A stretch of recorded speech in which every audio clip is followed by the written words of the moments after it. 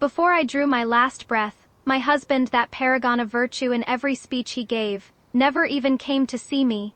He merely sent servants to force the whereabouts of the deeds to my last 3 shops out of me. Then I opened my eyes and found myself 10 years in the past, back at the gathering where I was to choose a husband. One look at his smug, righteous face. So certain I would choose him, and I gave a cold smile. Then I walked straight toward the neglected second son of House Gu. They say a woman's highest virtue is endless, quiet sacrifice. But I will tell you a secret.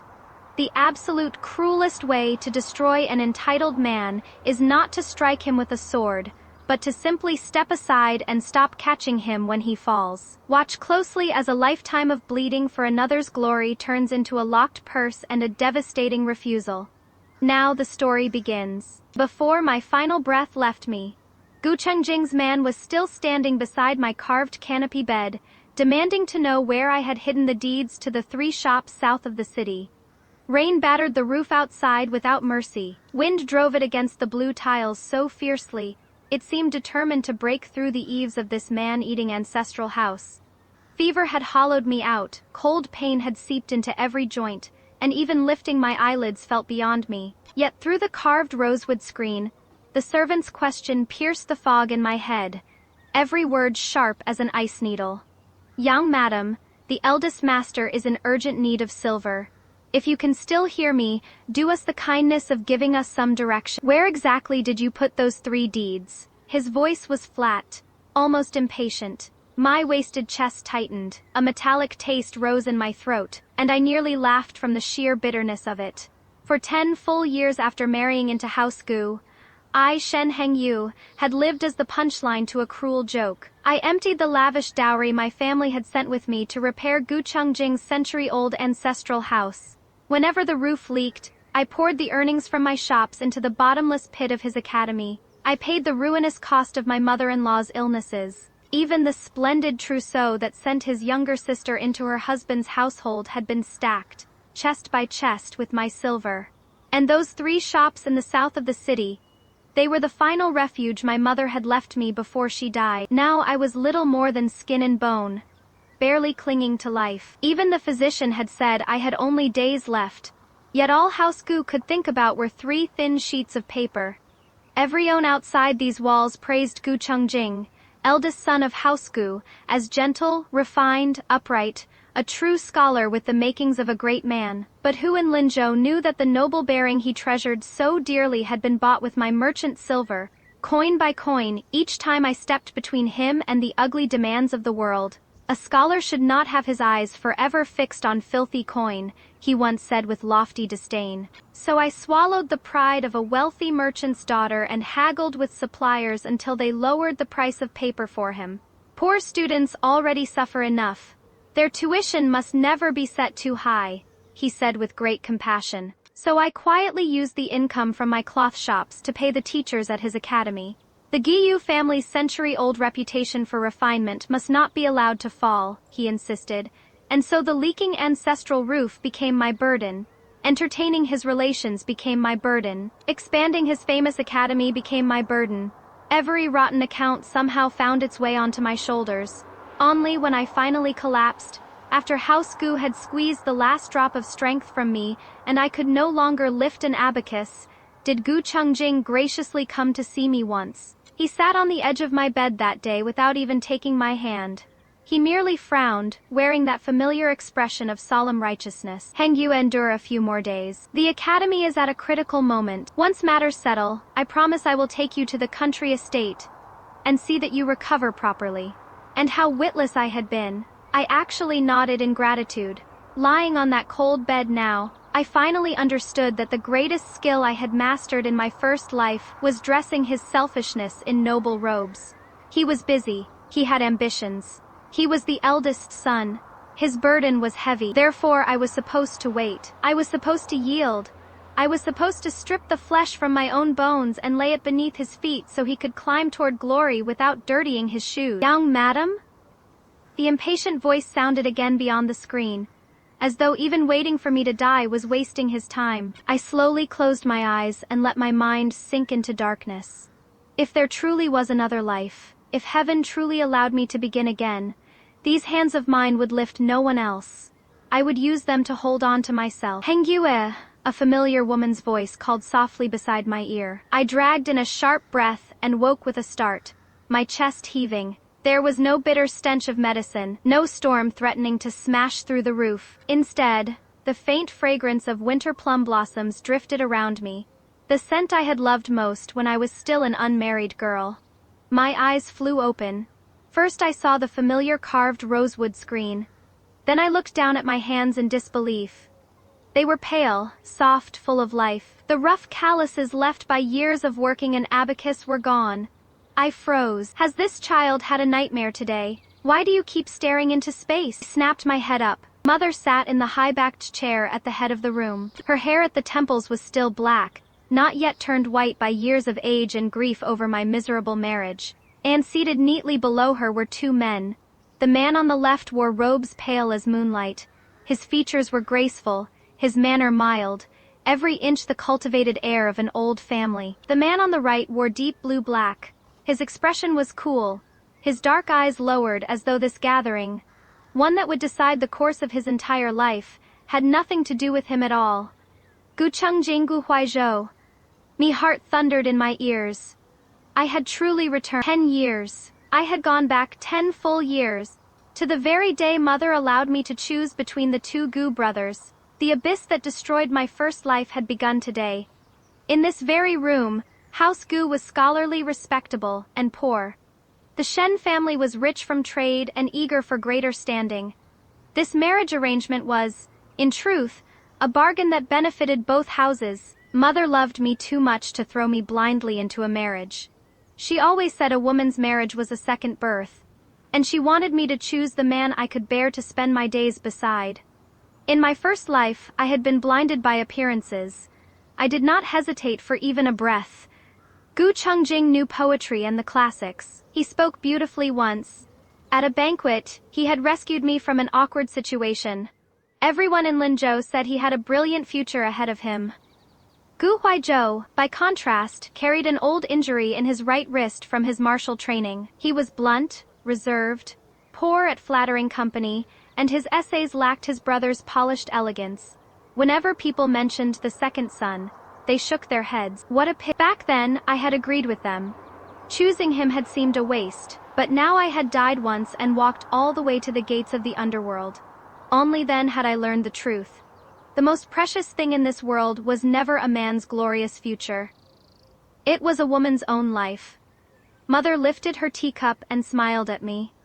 You know the circumstances of both young masters well enough. I will not choose for you. Give me your answer. At once Gu Chengjing sat a little straighter. His right hand even moved confidently toward the painted porcelain cup beside him. I knew that tiny gesture too well. In my first life after I chose him, I personally offered him that cup of tea as the Shen family's formal acceptance. Of course he believed I would do the same again. Only days ago I had sent him a rare volume from my collection. All of Linzhou already knew that Miss Shen's heart belonged to the eldest young master of House Gu. Gu Chengjing turned slightly toward me.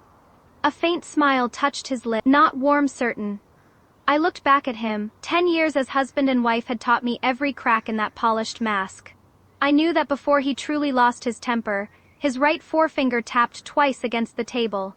I knew that when he said, "As you wish," what he meant was that nothing would be permitted to go my way, and I knew that every time he said, "I only need to borrow it for a while," whatever he took vanished into a well without a bottom. How strange! A man I once believed I loved down to the marrow of my bones looked, after one death and the shattering of every illusion, like nothing more than a face with eyes and a nose. I withdrew my gaze, then I looked past him directly at Gu Huaizhou. He had been idly brushing foam from the surface of his tea. When he noticed me watching him, he lifted his eyes. There was no eager expectation in them. No attempt to please, only honest confusion. And suddenly, I remembered a small thing from the final months of my first life. House Gu had been hosting an enormous banquet. I was burning with fever and already speaking nonsense. But the servants were afraid to call a physician without Gu Chengjing's permission. They feared disturbing the guests. Gu Huaizhou happened to pass outside my courtyard and heard the commotion. He cast one cold glance at the servants. A feast can wait, a life cannot. Then he sent his own attendant to hammer on the physician's door until someone came. He never once stepped inside my courtyard himself, careful to preserve propriety between a man and his elder brother's wife. Back then, my mind had been so full of Gu Chengjing that I merely thought his younger brother was decent enough. Only after dying did I understand. That day, everyone in House Gu saw Gu Chengjing's sick wife, who must not inconvenience the honored guests. Gu Huaizhou alone saw a person whose fever might take her life. I drew a slow breath. For the first time since waking, the strength of this second life filled my chest. Mother, my voice rang clear through the room. I choose the second young master of House Gu. Clack, the lid of Gu Chengjing's teacup struck the white porcelain saucer. The sound was painfully sharp in the spacious hall. Silence fell. Mother stared at me. The faint smile on Gu Chengjing's lips vanished as though stripped away by a winter wind. His usually tender eyes widened with disbelief.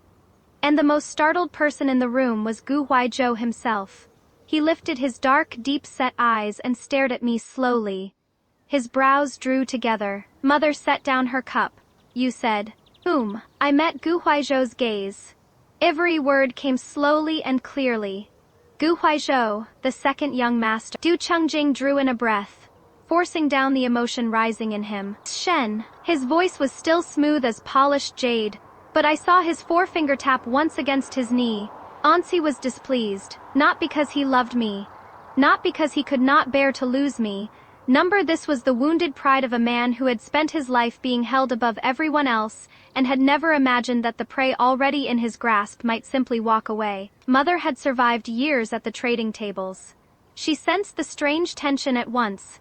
Rather than settle anything then and there, she smoothed matters over, saying the Shen family still needed to discuss the match in private, and invited both young masters to return home for the day. When the brothers rose to leave, Gu Chengjing gave me a long look. There was far more shock and humiliation in his eyes than sorrow. I met his stare without the slightest expression until, at last, he looked away first. Gu Huaizhou was different. At the threshold, he suddenly paused and glanced back at me. There was no joy on his face, no delight at some unexpected stroke of fortune, only sharp scrutiny. I knew then that this strange marriage would not be settled merely because I had said, "I choose him." Sure enough, that very afternoon, Mother dismissed the servants, shut the doors, and began questioning me. "What has gotten into you today? Only 2 days ago, you kept telling me how courteous and promising the eldest son was. Now you change your answer before everyone. Do you think marriage is a child's game?" I could hardly tell her that I had already died once because of that promising man. So I poured her a cup of hot tea and repeated, word for word, something Gu Chengjing had said to my uncle at a tea house several days before. His exact words had been, "She belongs first to her husband's household. If she continues showing herself in public and meddling in her maiden family's trade, reeking of coin, people will talk. It would stain the dignity of House Gu." In my first life, I had been blind enough to take those words for proper manners and noble principle. Now I heard only calculation. He wanted the Shen family's mountain of wealth. He wanted to marry the goose that laid golden eggs. But he did not want a whole woman, one with judgment, authority, and a will of her own. He wanted to clip my wings and keep me in the inner chambers, a hen that laid silver for house goss. I looked Mother directly in the eyes. "Mother, I grew up beside you, working in abacus and reading account books. The Shen family's fortune did not blow in on the wind. If I marry, I will not break every skill I learned to survive merely to preserve a man's dignity." My voice hardened. "He is not worth that price." A keen light flashed in Mother's eyes. She was silent for a long while before sighing. "It is good that you see him clearly, but does that mean Guizhou must be a good man? I don't know." Mother blinked. I smiled. "That is precisely why I intend to ask him plainly before anything is settled." The next afternoon, Gu Huaizhou came alone. When he cut straight, "Yes, if memory serves, every word you and I have ever exchanged could not fill 10 sentences. I nodded. "Which is why I said might." He studied me for several moments with those dark, unreadable eyes. Then a cold smile touched his mouth.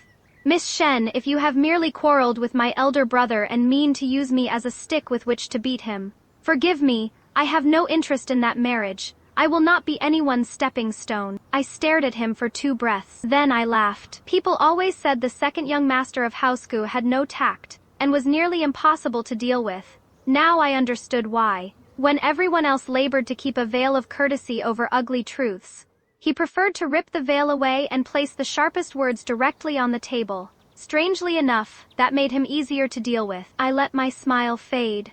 Second young Master Gu may put his mind at ease. I Shen Hengyu am not foolish enough to wager my whole life on a moment of wounded pride. At my signal, my trusted maid came forward and placed writing paper, ink, and brushes neatly on the table. Gu Huaizhou glanced at the tray. And what ceremony is this? I slid the top sheet toward him. 7 articles before marriage. If second young Master Gu still means to consider this match, then we should settle these 7 terms first. His eyes flickered with amusement. For now. You intend to add more later? That depends on your conduct after the wedding. Silence settled over the room for a moment. Sunlight fell through the lattice windows onto the blue brick floor, catching fine motes of dust in the air. Then Gu Huaizhou gave a low laugh deep in his chest. Miss Shen. His long fingers tapped once against the table. You are considerably harder to marry than rumor suggests. I smiled back. What a coincidence. Second young Master Gu is considerably more interesting than rumor suggests. At that moment, I still did not understand that the greatest thing I had changed in this second life was not the man I meant to marry. It was this. Before entering any bond with another person, I had finally learned to put myself on the table first, and make my worth unmistakable. No discount. No giving myself. Not one of my 7 articles contained some sentimental lines such as, "You must treat me well forever." A man's kindness depends on his conscience, and there is little in this world less reliable than conscience. I trusted ink on paper. I trusted terms that could be sealed and enforced. First, my dowry would remain under my sole control. My husband's household would have no right to meddle with it. Second, after marriage, I would continue to take part in the Shen family's shops. Housegu would not use a woman's proper virtue as an excuse to forbid it. Third, debts incurred by the elder branch's ventures would never be forced upon the second branch. Fourth, if husband and wife purchased property together, a separate deed would record each party's share according to what each had contributed. Fifth, the cost of supporting the elders would be divided between both branches. My large dowry would not be treated as reason for the second branch to pay more. Sixth, neither party could pledge the other's private property without express permission. Seventh, if one day our bond truly came to an end, each would retain private property, while jointly held property would be divided according to written deeds. Gu Huaizhou lowered his lashes and read every line from beginning to end. I sat perfectly still, outwardly calm as a mountain. Inside my sleeves, my palms were slick with sweat. A second life had not turned me into some sword-proof immortal. I knew exactly how outrageous these terms would sound to people of our time. What respectable unmarried woman began discussing division of property and separate liability before she had even entered the bridal sedan?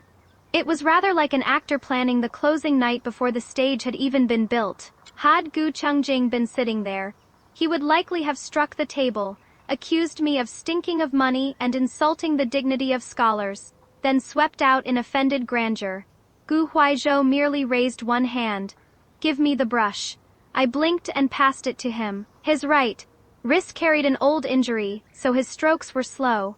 His handwriting was not elegant. In my first life, Madame Gu often sighed before others that her eldest son's calligraphy possessed rare grace, while her second son, though decent enough, had ruined his hand. I had once believed that too. I had even thought it an irreparable flaw. But now I watched Gu Huaizhou grip the brush and beneath the 6th article, add one line without the slightest hesitation. Any debt incurred through Guizhou's private ventures shall never be paid from the dowry of Shen Hengyue. I looked up in surprise. What are you doing? He set down the brush and met my gaze openly. If these rules bind 2 people, then they cannot exist only to guard you against the elder branch. His tone was calm. They should guard you against me as well. Something tightened in my throat. In my first life, Gu Chengjing had given me endless sweet assurances. He said he would never wrong me. He said the silver was only borrowed for a little while. He said the future was long and he would repay me twice over. Every one of those promises had sounded 100 times gentler than Gu Huaizhou's cold little phrase. guard you against me. And yet where had those gentle promises gone? The wind had taken them. Not one remained. I stared at the slightly crooked line of ink for a long while before I found my voice. Do you not think I calculate too carefully? That I am too cold? Gu Huaizhou answered with a question. Unclear accounts breed resentment. Do they not? Marriage is not bookkeeping. Of course not. He held my eyes. I looked at that far too rational face and burst out laughing. For the first time since my rebirth, the ground beneath my feet felt solid. 2 days later, the elders of both families formally met to settle the marriage. Tea steamed in the flower hall, but the 7 articles on the table turned the room colder than winter. As expected, the moment Madame Gu reached the 3rd article, her expression darkened. She set her cup down with a sharp knock. House Gu has stood for 100 years, and the family has not been formally divided.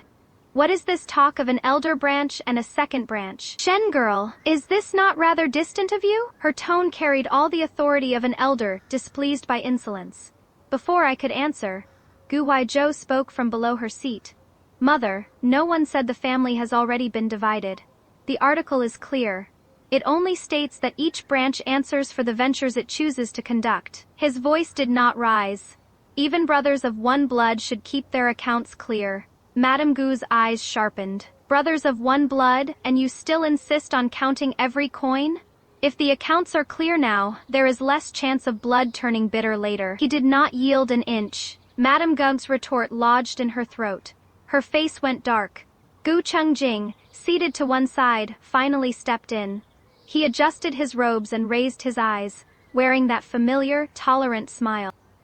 Miss Shen is careful by nature. Prudence in managing a household is no fault. Yet husband and wife join their lives as one. If every matter must be weighed on a merchant's scale, will such a marriage not become rather cold? There it was again. In my first life, arguments like that had trapped me every time. He never accused you openly. He simply climbed to the highest moral ground, wrapped himself in dignity, and waited until you looked petty for standing below him. I nudged the lid of my teacup. Porcelain clicked softly in the silent hall. Then I looked at him with the hint of a smile. Then according to eldest young Master Gu, how should husband and wife live? Gu Chengjing paused.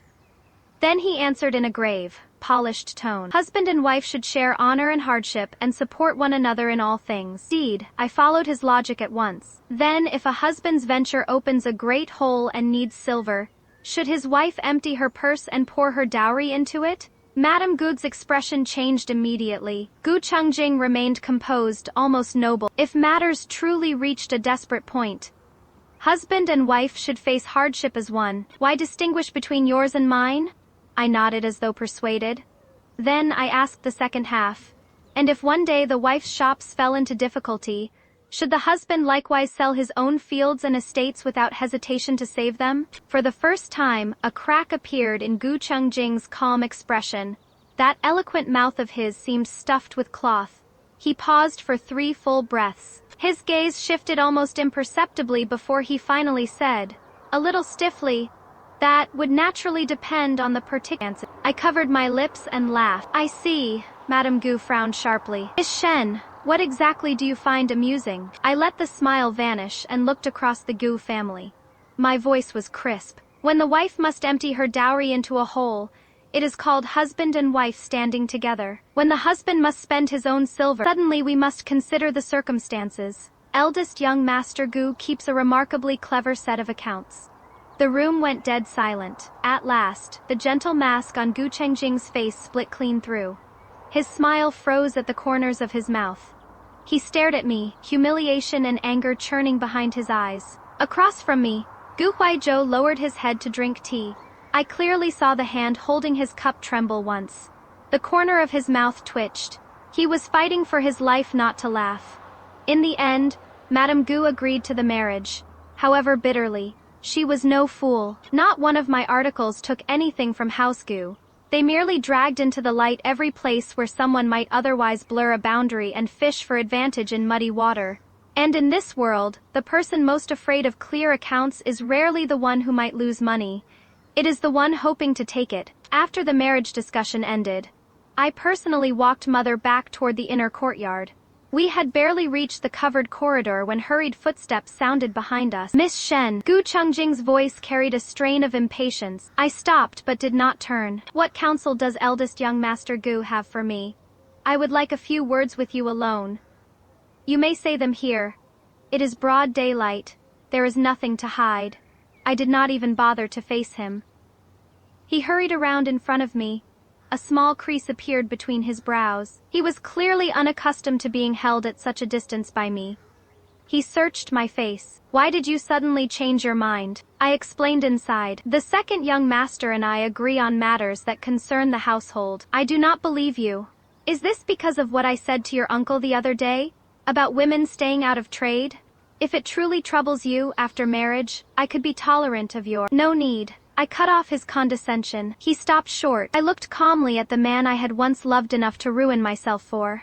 Gu Chungjing, you are not wrong. His expression eased, as though he thought I was surrendering. I continued. Neither am I. You want a virtuous wife who treats her husband's household as her whole world, who willingly remains in the inner chambers to serve her husband and raise the family. That is not wrong. You wish to preserve your scholar's pride. That is not wrong either, but I do not want to be kept like that.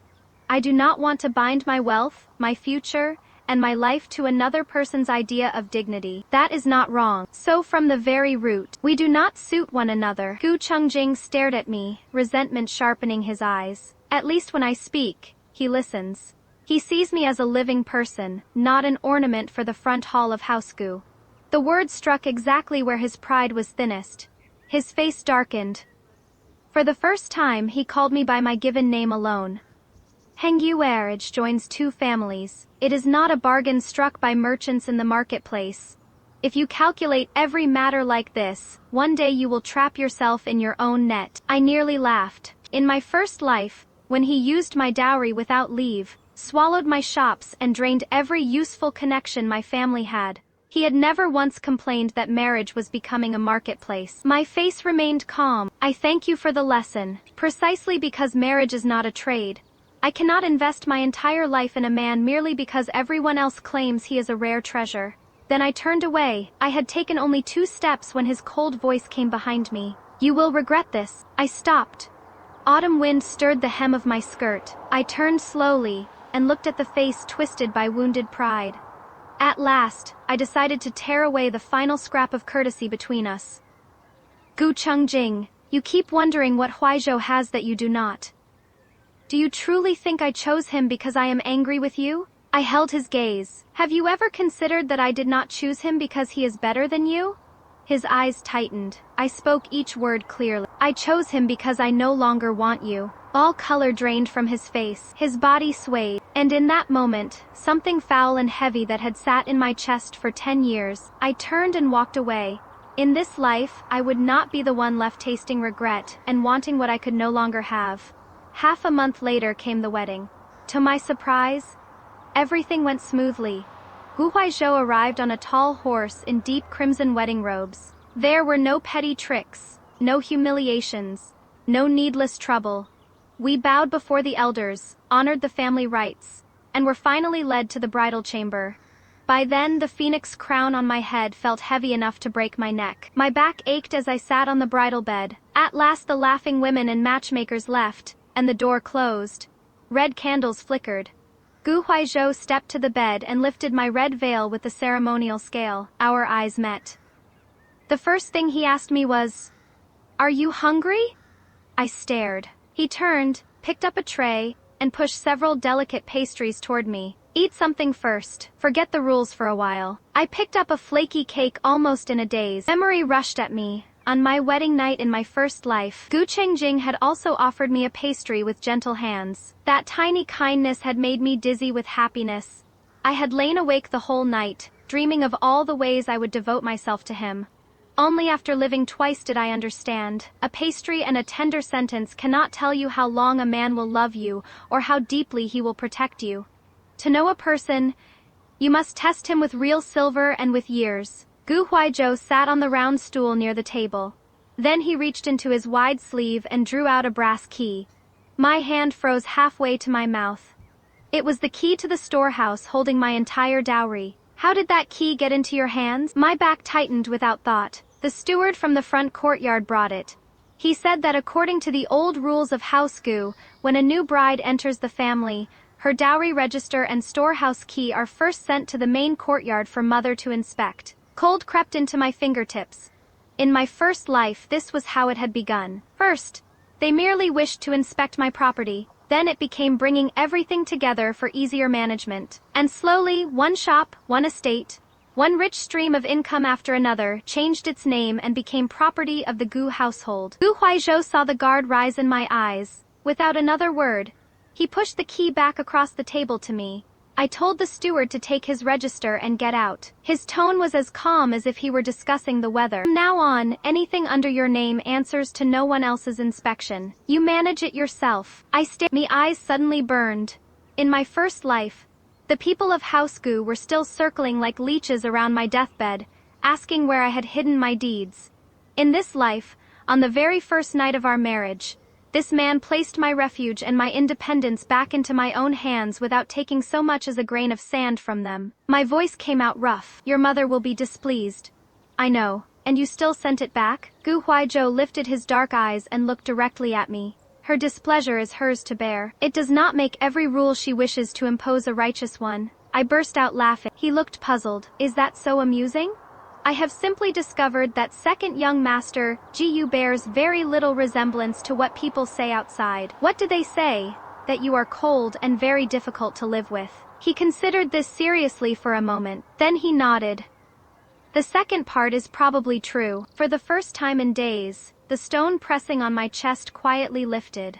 Unfortunately, the rosewood box holding my 7 articles had barely grown warm in the bridal room before House-gu's precious family rules began reaching for my dowry. It was only the 3rd day after the wedding. We had not even prepared the gifts for my first visit back to my maiden home, when Madame Gu summoned both branches to the main courtyard under the excuse of mourning respects. 2 sealed lists lay openly on the square table. One detailed repairs needed for the ancestral house. The other contained the budget Gu Chengjing had drawn up to expand his academy. One glance was enough. Inside, I laughed coldly. There it was. The first performance of my previous life, when filial duty and brotherly affection had been used to pry a great sum of silver from my hands. Madame Gu lifted her teacup and began with the smaller matter. The craftsman came yesterday. The eastern roof is leaking, and there is a crack in the western wall.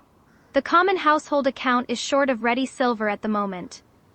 My thought is that the elder branch and the second branch each advance 40 taels. Once the estate rents come in after the autumn harvest, the money will be repaid. I nodded without hesitation. That is only proper. Madame Gu visibly relaxed. Beside me, Gu Huaizhou remained calm.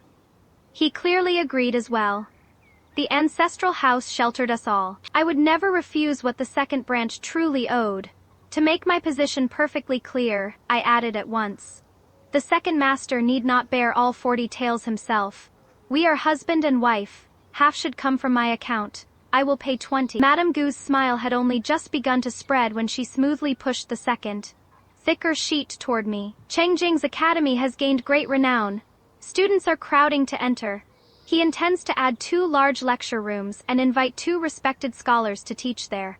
Paper, ink, brushes, lamp oil, all of it costs a great deal. Her expression turned almost tender. Heng Yu, your maiden family has traded for generations and keeps plenty of ready silver at hand. As his younger sister-in-law, help your elder brother through this difficulty.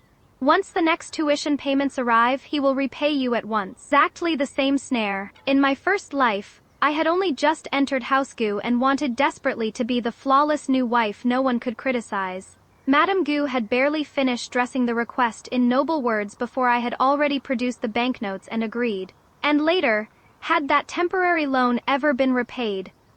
I could no longer remember. There had been so many temporary loans that even I had forgotten when the first one had changed from a favor into an entitlement. I lifted my tea, brushed aside the leaves floating on its surface, and pushed the budget sheet back without reading it. The 40 taels for repairs will reach the main courtyard before late afternoon. As for the academy, no. Madame Gu's kindly expression stopped as though a door had slammed shut. Her voice cooled. Why not? I set down my cup. Mother, the academy is elder brother's private venture. If it prospers, the reputation and profit belong to the elder branch. If it needs silver to expand, then the risk and cost should belong to the elder branch as well. My voice stayed calm. There is no justice in letting the elder branch eat the meat when there is profit and ordering the second branch to pay the butcher when there is loss. Gu Chongjing had the day free from his duties and was seated nearby. He lifted his eyes. Heng Yue, this is only a temporary shortage. A shortage can be met with a loan, I cut in. His brow had just begun to ease when I continued.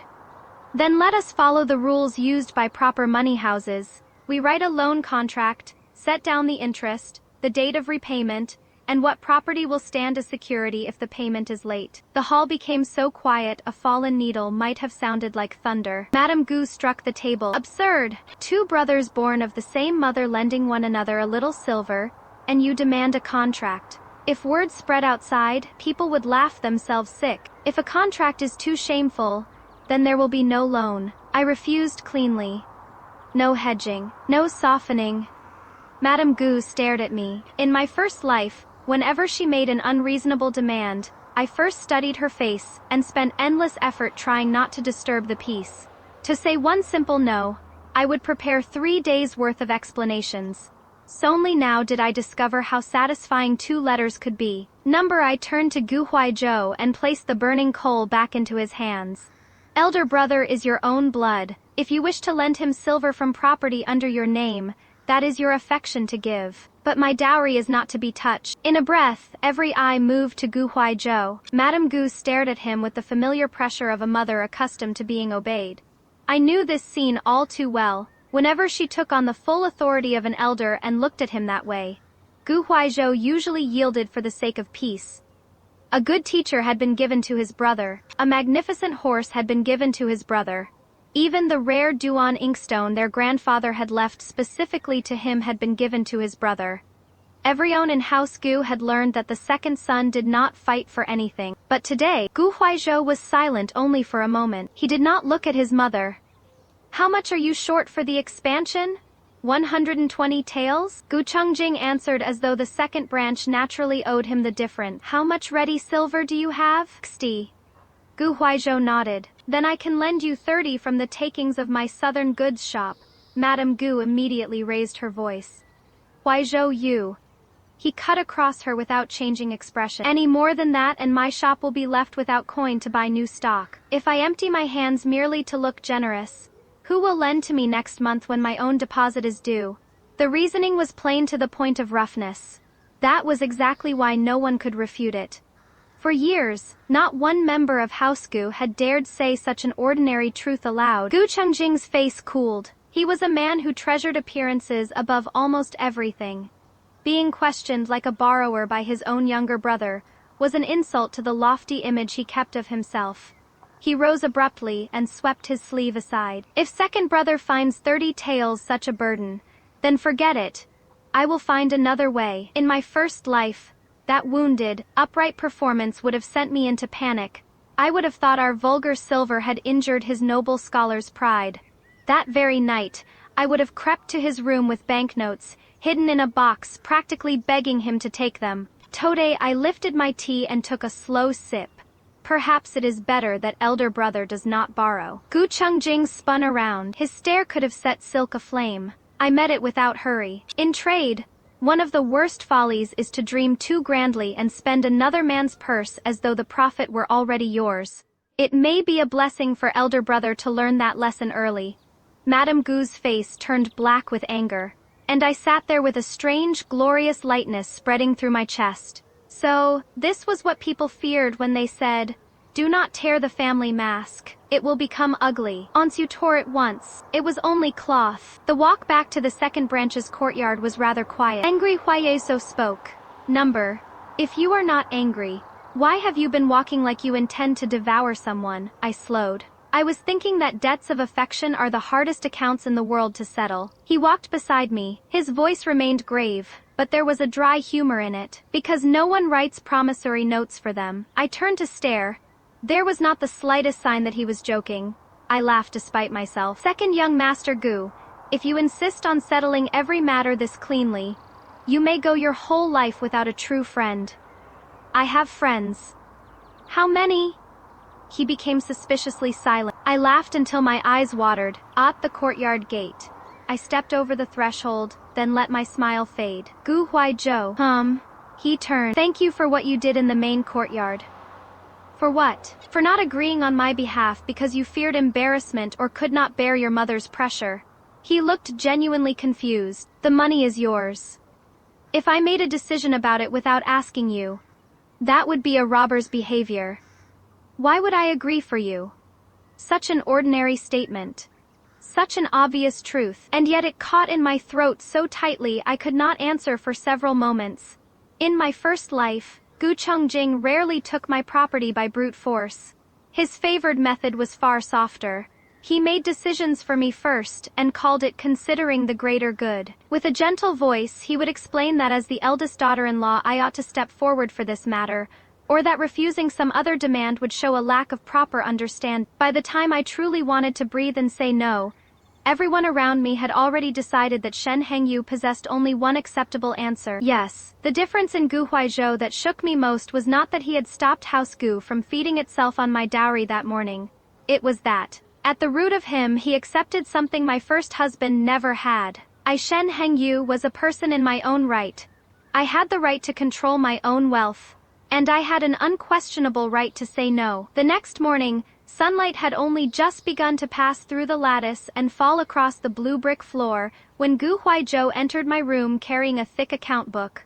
Look this over for me, no greeting, no polite preface. He placed the dusty ledger directly on my dressing table. I set down my jade comb and leafed through a dozen pages.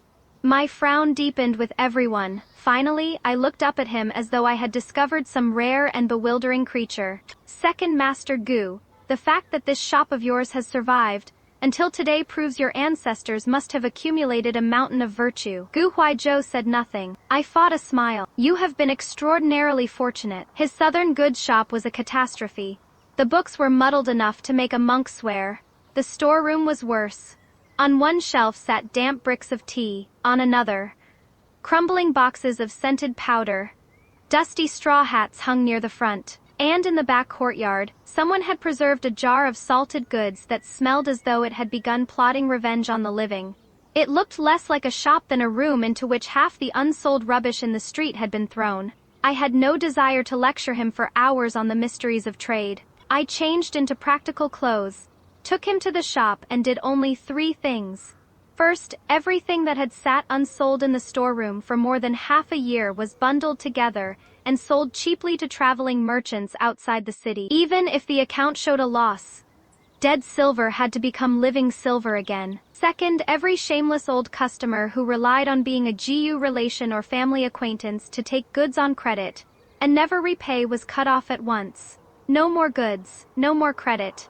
If any of them came to make a scene, I told the clerks to meet them with the abacus in hand, and no patience at all. Third, I reorganized everything that remained. I chose delicate sweets and new cosmetics from the south.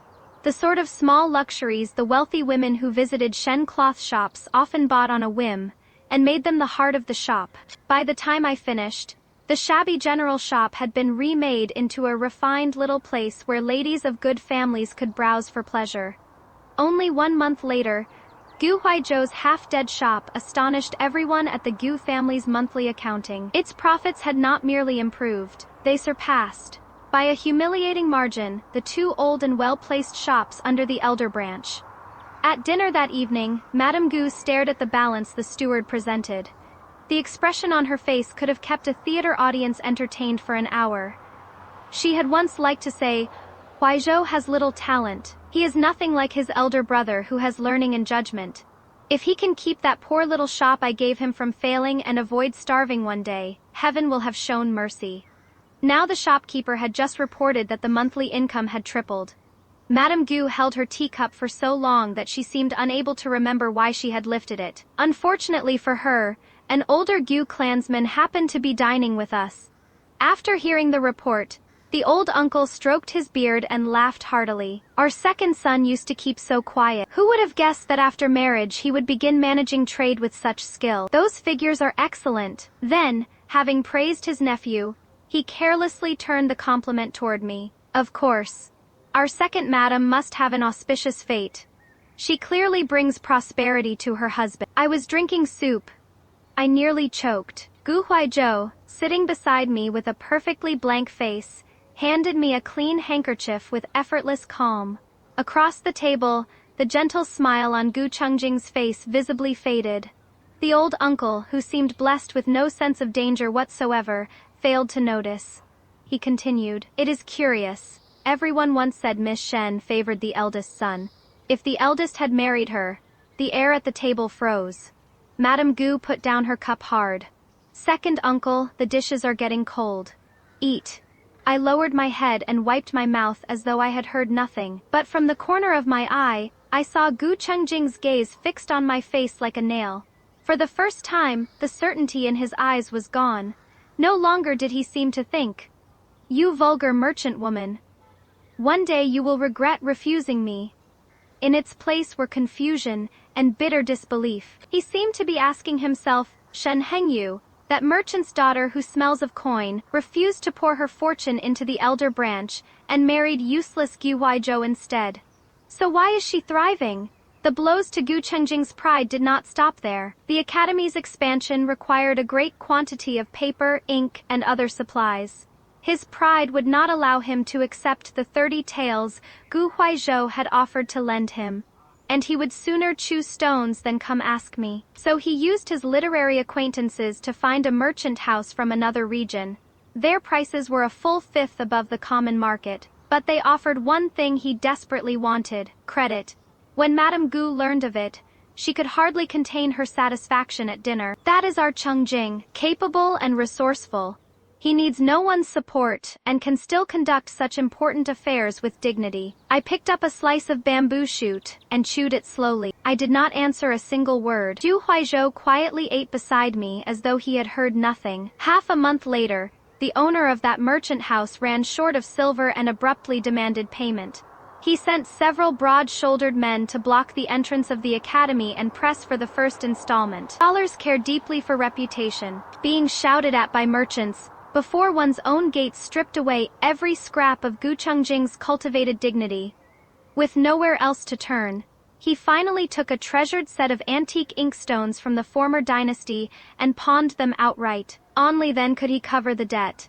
The inkstones were among the Guiyu family's heirlooms. When Madame Gu learned what he had done, grief killed her appetite for days. Whenever she saw anyone from the second branch, she spoke in sharp hints about heartless people who would watch their own family drown without extending a hand. I watched the elder branch descend into disorder. I did not rejoice. I did not step closer simply to kick them while they were down. I stood beneath the corridor eaves, watching yellow leaves fall in the late autumn wind, and understood something. The finest revenge is not always pushing someone from a cliff. Sometimes it is simply withdrawing the hand that had been holding him up. I would no longer stand beneath Gu Chengjing like some saintly cushion, ready to break his fall. The storms that belonged to him, the consequences that should always have been his, were finally landing on his own shoulders. That evening, I returned after checking accounts outside, and found Gu Huaizhou still sitting beneath the lamp, reading the shop's records. "You were not at dinner, have you eaten?" He did not look up. "Why not?"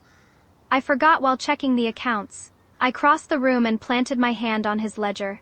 "Whether you starve is your own affair. If you ruin your stomach and end up groaning over medicine one day, do not expect me to nurse you." He looked up almost innocent. With the seriousness of a pupil seeking instruction, he asked. This impossible block of wood made my temples ache. I turned toward the door. "Tell the kitchen to bring 2 bowls of hot noodles." A little later, steam rose from the table. Gu Huaizhou looked at the large bowl before him, then at the smaller bowl before me. "Did you not just say my stomach is my own and deserves whatever happens to it?" "It is still your own. Then why are you managing it?" I answered stiffly. "Partners in trade must maintain one another's basic health. I refuse to let next month's profits suffer." He was silent. Then he picked up his chopsticks. "If we are partners, you eat too." Halfway through the meal, he suddenly asked, "Did the nonsense our clan uncle said at dinner bother you?" "What nonsense?" "That you bring prosperity to your husband." I nearly spat out my soup. Of course it bothered me. I rise early and work until the lamps burn low. I have struck that abacus until sparks ought to fly from it. I dragged that wreck of a shop back to life with my own hands. And in the end, every bit of credit is swallowed by some empty phrase about an auspicious wife, then turned into a laurel placed on your head. Why should that not bother me? Gu Huizhou listened in silence. 2 breaths later, he nodded solemnly. Reasonable next time. I will correct them. Correct them how? Do not make it worse. I will tell them you do not bring prosperity to your husband. I narrowed my eyes. He continued with perfect seriousness. I, Gu Huizhou, am simply a fortunate man who brings prosperity to his wife. My chopstick slipped. He watched my stunned face as the corner of his mouth slowly curved upward. A rare smile reached his eyes. Only then did I understand. The wooden man had done it on purpose.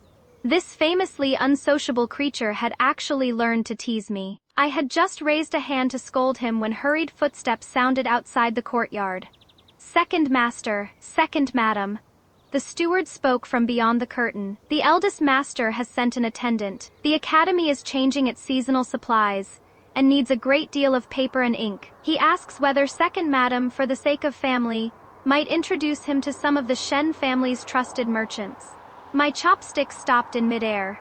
In my first life, this had been how Gu Chungjing began devouring the Shen family's trade routes and connections, not with a fortune. With something that looked harmless, paper and ink from there, he had slowly turned half a lifetime of Shen family labor into stepping stones for the eldest son of House Gu. I set down my chopsticks. All warmth left my eyes. Send word back. Tell him to bring the list himself tomorrow. And remind the eldest master to bring his abacus. If we are discussing trade, then we shall discuss it by the rules of trade. Gu Chungjing arrived the next morning with an attendant. His purchasing list was long bamboo paper, fine ink, silver frost charcoal, lamp oil, and every other necessity the academy would need for the coming month. The Shen family had traded in Linzhou for years. We did indeed have the steadiest suppliers and the fairest prices. I swept my eyes down the list. I can introduce the merchants. Everything here can be prepared within half a month. The tension in Gu Chungjing's jaw eased. His familiar gentle smile returned. We are family after all. I will trouble sister-in-law to make the arrangements. Do not hurry, I have not finished. His smile stopped. I leaned back. The Shen family will make introductions only. We will not stand as guarantor for a single coin owed by the academy. The merchant's own rules will govern payment. If they require 3 parts in 10 as a deposit, you will pay it. If the balance is due next month, you will settle it next month. If 1 copper coin is missing, the goods do not leave their hands. Gu Chungjing's brows drew together. Heng Yue, in the past the Shen and Gu families traded by mutual friendship. When did matters become so cold between us? Elder brother has said it himself. That was the past. The academy is now property of the elder branch. The Shen family, when dealing in trade, deals in trade. He stared at me in disbelief. You live beneath the same roof as Huizhou. Do you count every coin with him so coldly as well? Naturally, I answered without shame. You bring him customers. What does he give you in return? He gives me a share of the profit. I smiled faintly. If elder brother is willing to grant the Shen family 3/10 of the academy's future earnings in return for our support, then perhaps we can discuss a warmer arrangement. What does elder brother think? The carefully cultivated gentleness on Gu Chungjing's face cracked again. The academy was the banner beneath which he displayed his pure scholar's reputation. If a merchant family openly shared its profits, what would become of that precious image? Heng Yu, must you truly calculate matters so finely with me? Is there no brotherly affection in your heart at all? I had heard that sentence so many times in my first life that my ears might have grown calluses from it. I had no desire left to argue. Why should the accounts not be clear? You and Huizhou are brothers of one blood. The Shen family's paper merchants and the laborers hauling your goods are not sworn brothers to Gu Chungjing. Why should they lose the silver earned by their own sweat merely to protect eldest young Master Gu's scholar's pride? My words left his face flushed. For a long time he said nothing. Then he crushed the list in his fist and rose. Very well, if sister-in-law finds this so difficult, I will seek another road for supplies. I lifted my tea in dismissal. I will not trouble you by seeing you out. He had clearly expected at least a token attempt to stop him. At the doorway, he finally turned back. The look on his face was complicated. "You were never this harsh before." I laughed softly, though there was no warmth in my eyes. Eldest young Master Gu, people change. Especially after a woman discovers that giving and giving to someone who never returns it is no different from feeding a wolf that bites her hand. The first thing in this second life that truly escaped my control happened after autumn began. I remembered clearly that in my first life, heavy rains in the north had blocked the waterways that year. Paper could not be brought into Linzhou, and the price had risen by nearly 3 parts in 10. Several Shen shops were due to replace their account books before year's end. So, trusting the advantage of my rebirth, I bought a large stock of paper in advance. Even if I did not sell it later at a profit, I thought, we could use it ourselves and save a great deal of silver. Reality struck me across the face. The northern waterways were not blocked at all. And the reason was me, because I had involved myself in the Shen family trade much earlier in this life and boldly altered several old routes. A number of long-standing merchant caravans had shifted south. The goods that should have been trapped behind crowded boats arrived in Linzhou early and without trouble. Supply flooded the city. Paper did not rise in price. It collapsed. The old accountant stood in the warehouse staring at mountains of paper, his hands trembling. "Second, madam, what are we to do? If we keep it here another 2 months, the price may fall even further." I stood alone in the cold warehouse. Cold sweat gathered along my back. For the first time I understood with perfect clarity that Rebirth was not a book of perfect answers I could copy whenever I pleased. Move one stone at the beginning of the road, and the entire river downstream may change course. By the time Gu Huaizhou hurried over, I had already ordered every record of purchases and sales brought into the courtyard. "How much do we lose?" He did not blame me, he asked only what the damage was. "If we sell everything now while buyers still exist, about 70 taels." I forced the words through my teeth, then I drew a breath and went to work. I did not waste time giving speeches about commerce. I split the stock. Part was wrapped into small, elegant bundles, and added as gifts to expensive orders from the Shen cloth shops and the Southern goods shop. For another part, I personally visited merchant houses that had traded with the Shen family for years. I offered the paper at a reduced value and used it to offset what we would owe them for the next season's goods. For 10 days, I barely stopped moving. I bargained, compromised, and rearranged account after account. At last, the loss that should have reached 70 taels was dragged down to less than 20. I stared at the ugly words, "Lost 20 taels" in the ledger and said nothing for a long time. Gu Huaizhou stood beside me. "Hurts?" "Of course it hurts." I glared at him. "That is 20 real taels of silver. An ordinary household could live on that for 2 years. Why should I not grieve over it?" He suddenly laughed. "I am glad." I stared at him. He continued. "Before, everything you did was too exact. Every step was so certain it was almost frightening. It was as though you always stood above the board, watching everyone else, already knowing what they would say and do next." My heart jolted. It felt as though a needle had pricked the secret hidden deepest inside me. But his voice softened. "Now you can make a mistake. You can regret it."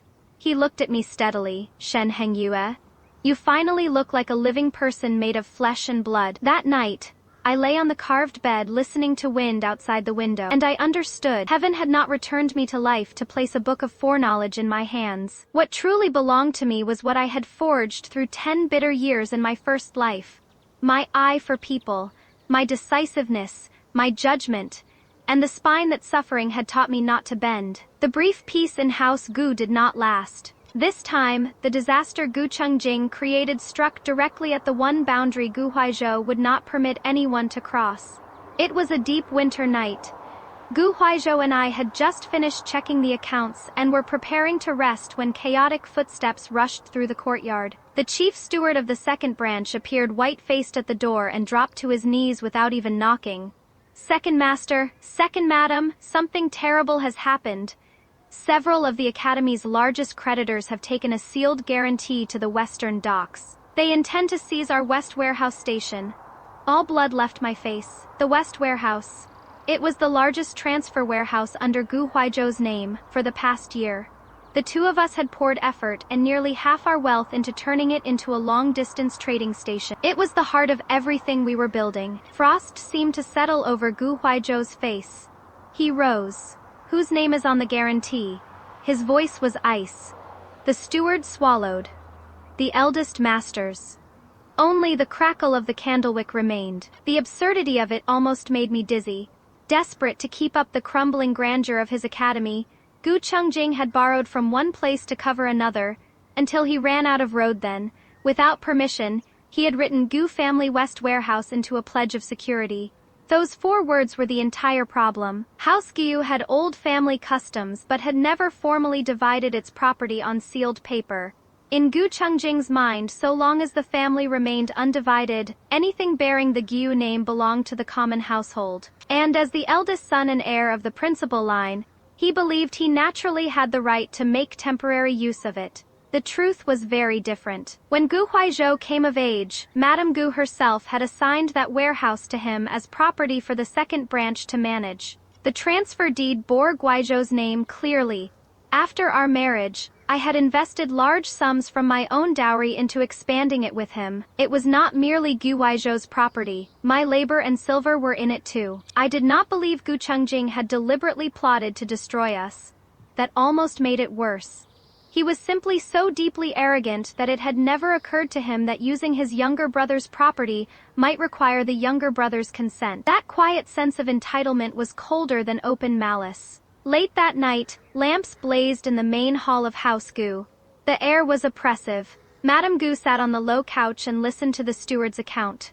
Her first response was not anger at her eldest son's audacity.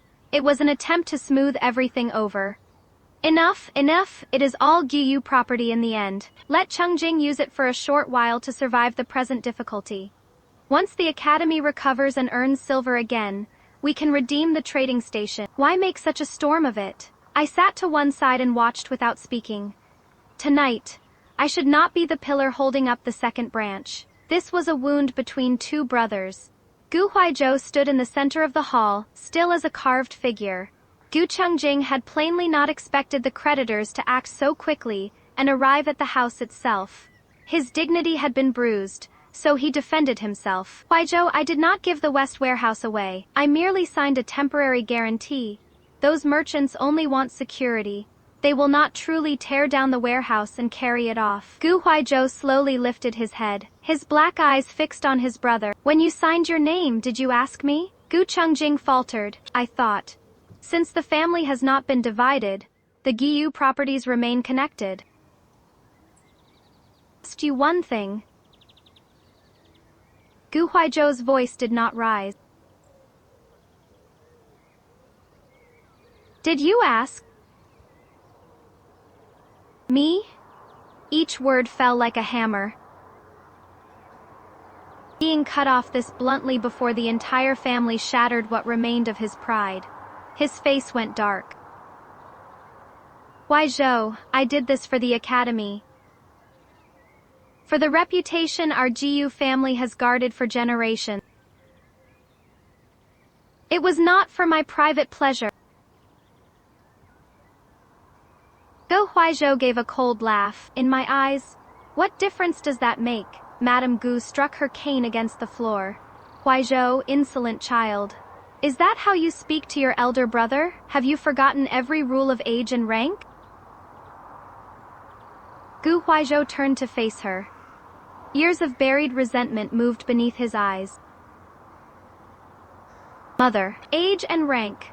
A bitter smile touched his mouth. When we were children, elder brother wanted to study under a famous master. You called me into your room and said he was the eldest and must pursue the examinations. You told me to give him the letter of introduction. I gave it. When grandfather died, he left that ancient inkstone to me by name. Elder brother looked at it twice. You said he studied every day and would make better use of it. You told me that a younger brother should know how to yield. I gave that too.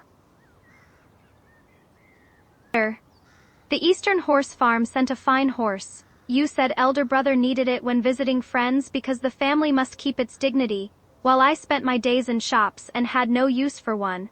I yielded again. Even when that dying southern goods shop was mine, an elder brother needed silver to open his academy.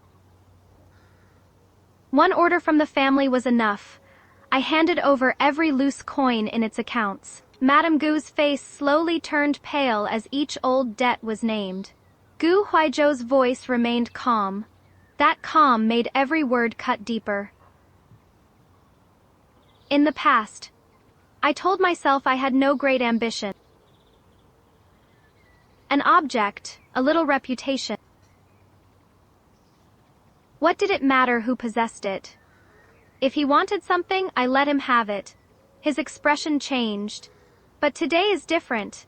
He raised one hand and pointed at the copy of the seized West Warehouse deed lying on the table. That place holds more than the labor of my own years. It holds silver from Heng Yue's dowry. It holds trade routes she built by traveling through wind and snow. It holds the copper coins she sat late into the night counting one by one. And it holds what little dignity I, Gu Huaizhou, have carved out for myself in this world. His voice sharpened. If I place my own possession in your hands willingly, that is a younger brother yielding to his elder, but you did not ask. You reached over me and thrust your hand straight into my purse. That is not brotherhood. The last trace of color vanished from Gu Chongjing's face. I stood nearby, staring at Gu Huaizhou's straight back, and my eyes suddenly burned, so he had cared. He had simply learned to cover hurt with surrender. But tonight, to protect what was ours, he had finally drawn the blade he had kept sheathed for years. Madame Gu sagged back against the couch. A full stick of incense seemed to burn before she finally asked in a dry voice, "Then according to you, how is this disaster to be settled?" Gu Huaizhou answered, without hesitation. "Remove the West Warehouse from the guarantee at once." Gu Chongjing drew a sharp breath. "There is black ink on white paper. Do you think those merchants will simply agree to erase a pledge because we ask nicely? That depends on elder brother's sincerity. Replace the West Warehouse with property that truly belongs to you and that you actually have the right to pledge." Gu Chongjing jerked his head up. He looked as though he could not believe what he had heard. The standoff dragged on. At last, he seemed to age 10 years in a single night. Grinding his teeth, he surrendered the last rich hot spring estate under his own name in exchange for releasing the West Warehouse. The danger passed, but the most dangerous crack in House Gu's century-old facade had finally split open. No amount of paint would hide it again. The night wind was bitter when we left the main courtyard. Gu Huaizhou walked ahead of me. His tall back looked strangely solitary. He said nothing all the way home. I followed him into our rooms and slid the bolt across the door. Still angry. The answer came too quickly and too stiffly. Gu Huaizhou. The way you just said, "No" sounds exactly like the way I used to smile and say, "I am fine." When I was so wronged I could hardly breathe. He stopped. Then he finally turned to face me. I held his gaze. "You are allowed to be angry. He is your brother. Being betrayed by your own blood hurts. You may be furious. You may be disappointed. Even if your mother thinks less of you for it, you do not have to stand there pretending nothing matters merely because you want to look strong." His hand tightened at his side. He was silent for so long I thought he might never answer. Then his voice came low and rough. "I am not angry with him." He closed his eyes briefly. If I had not yielded without a boundary again and again since childhood, he would never have dared believe that taking the West Warehouse I spent years building and using it to cover his debts was a perfectly ordinary thing. I froze. His words were a mirror. In it, I saw both of us. Had I not done the same in my first life, for the sake of a peaceful marriage, I emptied myself again and again to clean up Gu Chungjing's disasters. And because I always did, he came to believe that Shen Hengyu's sacrifices were worth less than grass. Gu Huaizhou had spent years surrendering what belonged to him because he did not wish to wound his mother. And because he always did, Gu Chungjing came to believe his younger brother had been born to stand in the background and make him shine. Neither of us had known how to say no at the first moment someone crossed a boundary. I suddenly laughed. Gu Huaizhou frowned. What is funny, do I look ridiculous?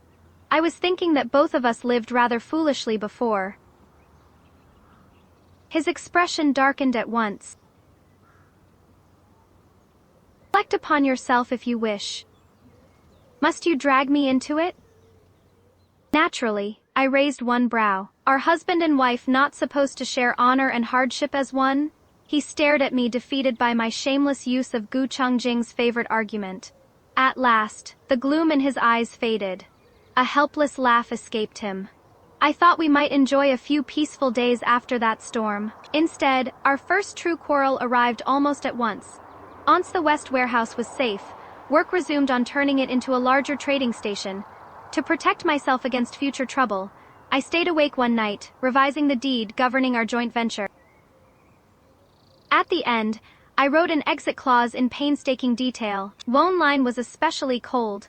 If the affection between husband and wife should one day break beyond repair, the party who supplied capital may withdraw the whole of that principal within 30 days without condition. The next morning, I handed the newly copied document to Guizhou. He read it quickly. Then he became unnaturally quiet. He stood and looked down at me. For the first time since our marriage, his voice was openly sharp. Shen Hengyue, from the day you agreed to marry me, have you been guarding against me like a thief? Have you been secretly calculating how and when you might leave me without losing anything? I bit my lip. I did not answer, because he had struck the truth. In my first life, I had died inside a marriage called love that had left me no road of escape. In this life, I was a bird once frightened by the bow. I had spent every day cutting secret doors into every wall. Gu Huaizhou saw my silence. The light in his eyes dimmed. Very well, he nodded once, almost mocking himself. I understand. For several days after that, he became painfully courteous. Not warm courtesy. Distance dressed in manners. On the 5th day of our cold silence, the trading station urged. Gu Huaizhou took men to the docks beyond the city himself, and did not return for 2 days. At last I could bear it no longer and went there. He had just jumped down from a cargo boat when I arrived. A rough strip of cloth was wound around the old injury on his right wrist. A thin stain had seeped through it. The anger I had held down for days burst loose. I said nothing on the road home. The moment we reached our courtyard, I sent every maid and servant out of the room. Gu Huaizhou, does the West warehouse contain silver invested by me, Shen Hengyu? Hengyu. And does our deed state, in black ink on white paper, that when a serious problem occurs, both parties must sit down and decide what to do? Yes? Then what right did you have to hide this from me and go to the docks alone? His own temper finally rose. For years, I have handled every filthy, exhausting task in those shops myself. That was before you were married. The words left my mouth. We both froze. Something moved violently in his dark eyes. So, my anger collapsed. If I had never truly allowed myself to become mistress of this household, what right did I have to rage because he had failed to treat me as someone bound to him through life and hardship? Gu Huaizhou's voice softened, but that only made it hurt more. Shen Hengyu, have you noticed? You demand that I treat you as someone inseparable from myself in every matter. But your own heart has never truly settled here. The sentence was quiet. It cut deeper than shouting ever could. Late that night, I took out the trading deed again. I lifted the vermilion brush and drew a hard line through the clause, promising unconditional withdrawal within 30 days. Then I rewrote it. If either party insists on withdrawing, 3 months' notice shall be given. Settlement may occur only on the condition that the existing trading station can continue operating without harm. I did not hear Gu Huaizhou enter. He was standing behind me when he spoke. There is no need. You do not have to change your rules merely because we quarreled. I am not changing them because we quarreled. I kept hold of the brush for the first time across 2 lives. I laid my oldest fear bare before another person. I truly have been living like a coward, ready to run for my life at any moment. But I understand something now. Having boundaries and a road of retreat does not mean I must stand forever at the starting line with one foot already turned toward escape. I turned to him. My eyes were hot. I can keep a way out. And still, when I take your hand, choose to believe with my whole heart that we will have a good ending. Gu Huaizhou looked at me for a long time. Then he stepped forward and took the brush from my fingers. At the bottom of the deed, he added a line in heavy ink. Any burden belonging to husband and wife together shall never be borne by one alone. He looked at me from the corner of his eye. Warmth had returned to his expression, along with a trace of teasing. Miss Shen, are you not the one who always says nothing stands without proper rules? Then this rule is ours. We keep it together. Rain whispered beyond the window. And suddenly, with dreadful clarity, I understood something. 3 months later, one hideous demand for payment finally forced Madame Gu to divide the household. Gu Chengjing's academy, patched for years with one loan after another, had accumulated more than 800 taels of old and new debt. When the long account was placed before Madame Gu, the prayer bead slipped from her fingers. The next morning, pale as ash, she summoned both branches to the main courtyard. While these old bones of mine still draw breath, we will divide what your father left behind. The ancestral house, ritual lands, and old country estates were divided according to clan custom. The elder branch received 7 parts in 10. The second branch received 3. Gu Huaizhou raised no objection. The true battle began only when they reached property each branch had managed and enlarged for itself. Gu Chengjing placed a finger on the page marked Southern Goods Shop. This shop belonged to the Jiu ancestors. Since the household is being divided, the earnings and profits of recent years should also be brought out and divided again. I laughed. Then I had my maid bring in a rosewood chest. I placed several ledgers on the table. First, the original deed to the Southern Goods Shop. It was formally transferred into Huaizhou's name long ago. Second, the records of repairs and expansion over the last 3 years. Every coin came from Huaizhou and me in clearly recorded proportions. Both our private seals are here. Third, the West Warehouse Trading Station. I tapped the ledger. Half of it was built with my dowry. I pushed the ledgers beneath Gangjing's eyes. Tens of thousands of taels have passed through these accounts.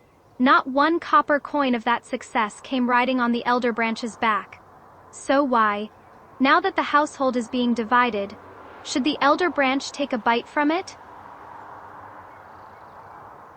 Gu Chengjing's face turned iron dark. We are still one family. I had been waiting for those words. Good. I nodded at once. Since elder brother keeps insisting that we are one family, then the 800 taels of debt currently hanging over the academy should also be brought out and divided between the elder and second branches. Should it not? Silence swallowed the room. Gu Chengjing's righteous expression turned a shade not far from a bruised plum. Gu Huaizhou finally spoke. The ancestral property may be divided according to family custom. The second branch has no complaint. The Southern Goods Shop and West Warehouse belong to the second branch. The academy belongs to elder brother. and therefore the 800 taels of debt belonged to elder brother as well. Madame Gu sat with her eyes closed for a long time. At last she nodded, as though surrendering to the inevitable. Then divide it that way. The red seal had barely been pressed onto the division papers when two of the Academy's creditors arrived. We heard the two young masters of House Gu are dividing the household today. We have only come for one clear answer. Who, from this day onward, will repay this great debt? Every gaze in the room turned toward Gu Chungjing. In my first life, I would already have laid a road of silver beneath his feet. No one spoke for him. Gu Chungjing stood in silence. Then he reached out and took the 2 notes of debt, which seemed to weigh more than stone. This debt belongs to the elder branch. I, Gu Chungjing, will answer for it. At that moment Shi Wanning, his wife, who had remained silent until then, stood. Chungjing, I will help you find a way. Her gaze was clear and steady. I am willing to lend you part of the silver from my private property so you can survive the immediate difficulty. But we will follow proper rules.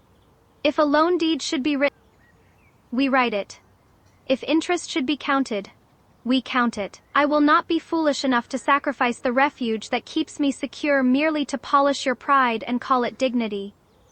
As her words landed, all color slowly drained from Gu Chengjing's face. Perhaps at last he remembered that years ago at the Shen family's husband-choosing gathering, I had said almost the same thing. He could no longer comfort himself with the lie that everything had happened merely because Shen Hengyu had changed. The day we moved out of the old Gu estate was bright and clear. Our new home in the eastern part of the city was not especially large, but it was quiet and graceful. The spacious western room, bright with daylight, became my private accounting room. The smaller eastern room became Gu Huaizhou's study. Mother came especially to see us settle in.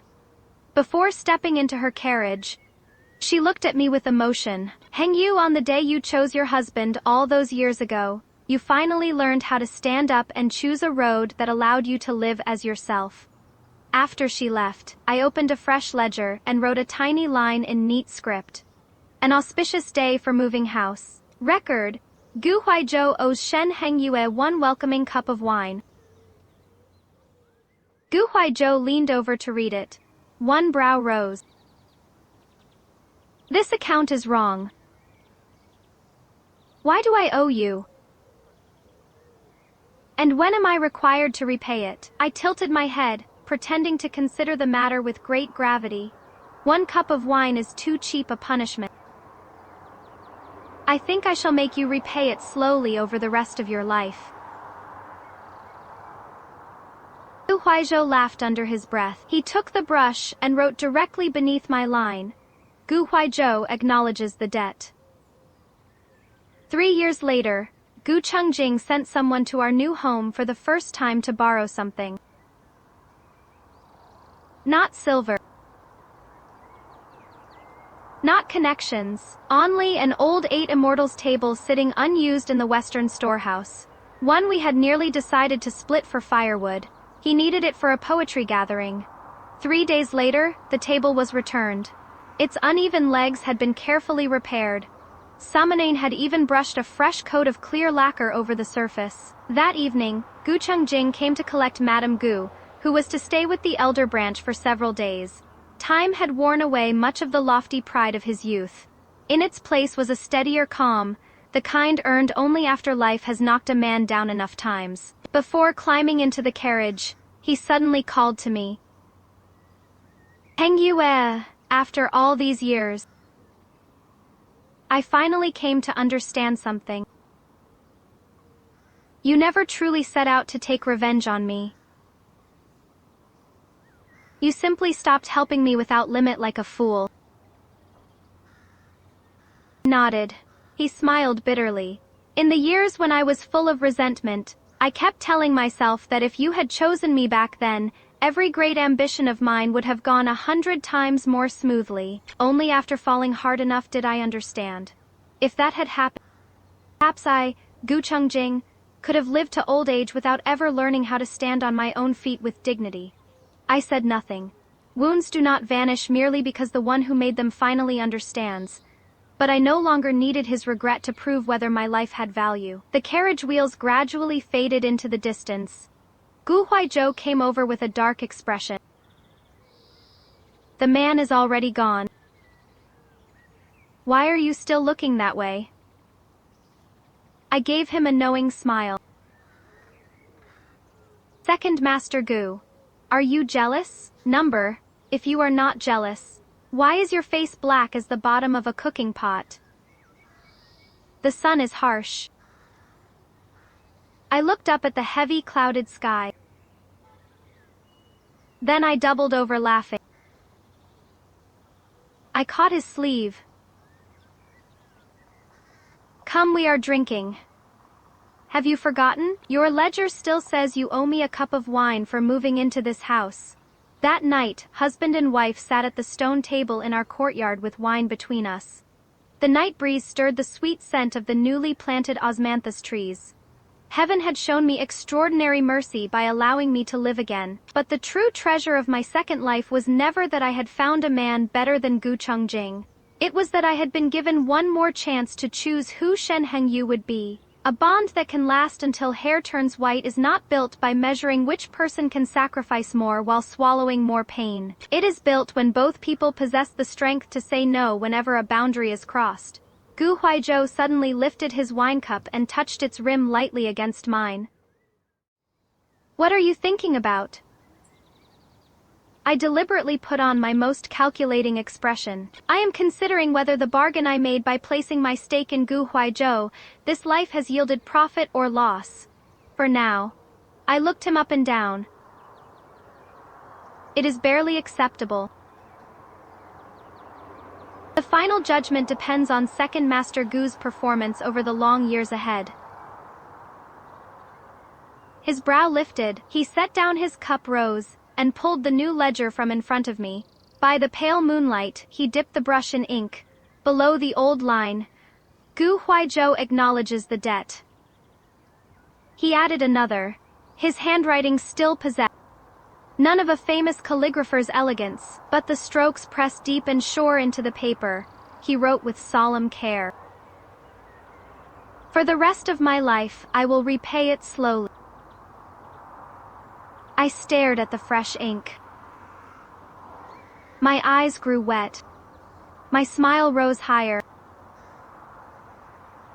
Beyond the window, a river of stars spread across the night, long enough for the two of us, in this small courtyard that belonged to us, to spend a lifetime settling the wonderfully impossible account called love and respect. Ah, my friends, let us talk about the most dangerous thief in the world, the one who steals your life while preaching about the greater good. In her first life, Shen Hengyue fell into a trap laid for countless capable women. She believed that love meant stripping the flesh from her own bones to build a golden pedestal for a noble man. She paid his debts, patched his crumbling roof, and smiled through her exhaustion, convinced she was earning his devotion. But the world is remarkably cruel to a man like Gu Chongjing.